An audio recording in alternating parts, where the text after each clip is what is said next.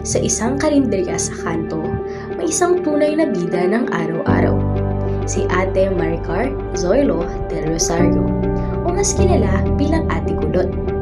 Siya ay ina ng 4 na mas nauuna pa magising kesa sa alarm clock. Handa na agad magluto kahit kulang sa tulog. Sa bawat sandok ng ulam at kurot ng biro sa mga suki, may kita ang sipag at sakripisyo. Ang karinderyang ito, hindi lang pantawid gutom, pantawid pangarap din. Ang bawat maliit na negosyo ay may kwento ng sipag, tiyaga at pangarap. Ngayon, ating kilalanin ang isang lokal na negosyante na nagbibigay ng abot-kaya at dekalidad na pagkain sa ating komunidad. Pwede niyo po bang pakilala yung sarili? Ako si Maricar Zoilo del Rosario, isang tindera po sa kantin. May 4 na anak, isang lalaki at 2 babae. Sa tirahan niyo po? Sa Daang Kalabaw. Ang bawat negosyo ay may pinagmulan at kwento ng pagsisimula. For the first questions po, kailan niyo po sinimulan ang inyong negosyo? Noong May 28, ito lang, taon na to. This year. Mm-mm. Di ba po, dati po? Lumipat lang ako. May po ba yun? Oo, noong May 28, bali nung umalis ako doon sa dati kong tindahan, yun? March. Bali lumipat ako dito, May 28. Nag-start na ako magtinda. Mahalaga ang tamang uri ng negosyo na tumutugon sa pangangailangan ng komunidad. For the second question po, bakit ninyo pinili ang ganitong uri ng negosyo? Para sa pamilya ko, para sa mga anak ko. Kasi mga nag-aaral sila, syempre. Ganon. Sa simula ng negosyo, hindi maiiwasan ang iba't ibang uri ng pagsubok. Third question po, ano ang mga hamon na inyong hinarap sa mga unang yugto ng inyong negosyo? Yun, yung hindi mo alam kung mabibenta ba yung mga tinda mo, hindi mo alam kung makakarami ka, kung may mga customer kang pupunta, gano'n. Kaya kailangan talagang sumabay ka sa hamon ng buhay, di ba? Doubt lang po. Ang paraan ng pagharap sa problema ang nagpapalakas sa isang negosyante. Pang-apat po, ano ang pinakamahirap na aspeto ng pagpapatakbo ng negosyo at paano ninyo ito nalampasan? Yung hirap siguro yung yung bawat araw-araw na iniisip ko, yung habang nagluluto, yung sa araw-araw na puhunan, kung saan ko kukunin, ganun, paikot sa mga, siyempre hindi mawawala yung mga utang-utang, yung mga binabayaran, ganun, upa ng tindahan, kuryente, tubig, ganun. Nalampasan ko naman lahat. Sa bawat tagumpay, may mga sugat na hindi agad nakikita. Nakaranas na po ba kayo ng malaking pagkabigo o pagsubok at ano ang mga aral na inyong natutunan mula ron? Yung naranasan ko.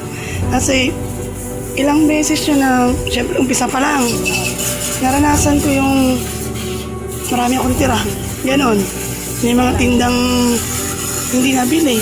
Kung paano ko siya i-dispose. Ganon. Paano ko siya yun. Yung ginagawa ko. Ang mga aral mula sa karanasan ay mahalagang gabay para sa mga nagsisimula pa lamang.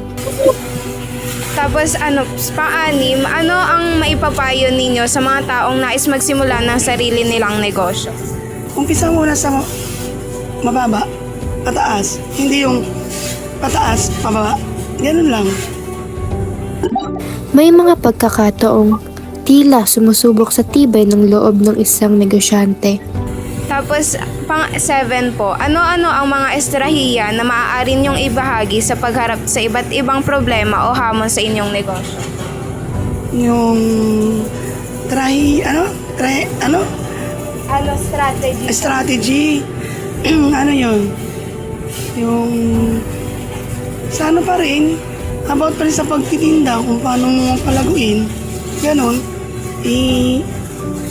mo sa tao, kung okay ba yung tinda mo, kung Feedback. Oo, yung feedback, ganun. Ang tagumpay ay may iba't ibang kahulugan para sa bawat tao. Pang-8 po, paano ninyo binibigyan kahulugan ng mga tagumpay ng inyong negosyo at paano ninyo ito sinusukat? Siyempre, kung sakaling sa araw-araw ng pagtitinda, yan, masaya ako pag nauubos sila. Ganon. Siyempre, mababaunin na yung mga anak ko. Mga project sa school, ganon. Bukod sa negosyo, mahalaga rin ang personal na buhay ng isang negosyante. Paano ninyo mapapanatili ang balanse sa pagitan ng trabaho at personal na buhay habang nagpapatakbo ng negosyo? Natulong ko ang mga anak ko din sa lahat ng kung halimbawa ako gumagawa ng paraan para sa pang-araw-araw namin, sila naman yung gawain sa bahay, ganon. Maglaba lahat. Ang pagiging mabuting negosyante ay hindi lamang nasusukat sa kita. Sa inyong palagay po, ano-ano ang mga katangian ng isang mabuting may-ari ng negosyo? Yung paano ka makiharap sa tao, makipagkapwa at paano ang tawag doon yung paano mo sila i-entertain, ganon. Ang pagpapanatili ng abot kayang presyo at kalidad ay isang malaking responsibilidad. Tapos ano po ang mga sakripisyong kinailangan niyong gawin para mapanatili po yung negosyo niyo? Siguro sa negosyo ko, stay ka lang doon kung magkano yung tinda mo. Huwag mo siyang taasan. Ikaw ang mag-adjust, hindi yung sila ang mag-a-adjust. Minsan, personal na karanasan ang nagsisilbing mitya ng isang pangarap. Ano po yung mga nagtulak sa inyo na magsimula ng negosyo? May personal po bang karanasan o pangangailangan na naging inspirasyon nito? Totoo lang, personal na pangangailangan. Siyempre, tulad ng pag-aaral ng mga anak ko, pagkain namin araw-araw, panggastos, gano'n. Sa mga bills,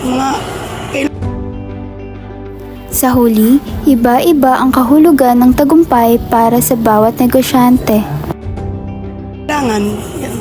Ngayon po, ano pong sa rate nyo po, scale of 1 to 10, masasabi nyo po bang successful ngayon yung ano nyo? Siguro sa 1 to 10, nasa 7 lang. Oo, okay naman araw-araw nakakaraos kami. Okay, May college ako nakakaraos naman, may high school. Yan, may isa pang elementary, ganun. Ang kwento ng ating nakapanayam ay patunay na ang tagumpay ay hinuhubog ng tiyaga at malasakit. Sa bawat maliit na pagsisikap, may pag-asa at inspirasyon na ibinibigay sa komunidad. Dito nasusukat ang tunay na halaga ng tagumpay sa kung paano nakatutulong at nakakapagbibigay ng liwanag sa kapwa.